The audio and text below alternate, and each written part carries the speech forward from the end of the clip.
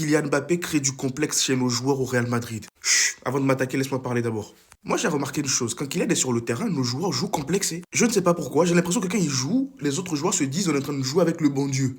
Et laissez-moi vous dire, Kylian Mbappé dans cet effectif peut tellement nous apporter. Et moi, le remède à ce Real Madrid-là, je vous l'avais déjà dit depuis des mois, on a ce remède-là au club. C'était Gonzalo Garcia. Les anciens, ceux qui sont avec moi depuis longtemps, ils le savent. J'avais fait une compo où j'ai mis Gonzalo, pour moi, c'est mon titulaire. Je l'avais déjà dit, je le préférais même devant Hendrik et tout le monde le savait.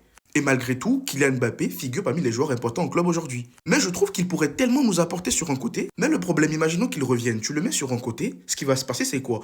Même Gonzalo Garcia dans l'axe, il va commencer à jouer avec un complexe. Je ne sais pas pourquoi. Qu'est-ce qui t'empêche de jouer ton football? Et c'est ce qui s'est passé avec Arda Güler. Et même pas que lui, Vinicius Junior, tout ça. Dès qu'il y a Kylian sur le terrain, ils se mettent dans la tête qu'ils n'ont plus le niveau. Par exemple, quand tu es milieu de terrain, tu n'es pas obligé de chercher tout le temps que Kylian.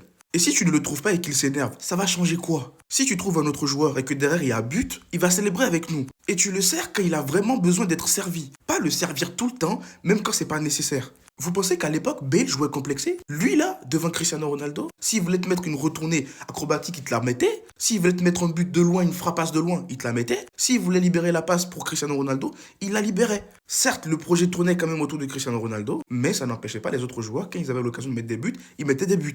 Et c'est ce qui avait fonctionné avec la BBC. C'est tout ce qui nous manque. Parce que oui, on est tous d'accord, Kylian, faut l'envoyer sur un côté, Gonzalo dans l'axe. Mais si l'équipe ne règle pas son problème de complexation, donc ici, il ne se décomplexe pas, ça ne changera rien du tout. Voilà, c'était mon avis. Dites-moi ce que vous en pensez dans les commentaires et surtout pour ne rien louper, c'est ce qu'il vous reste à faire. Abonnez-vous.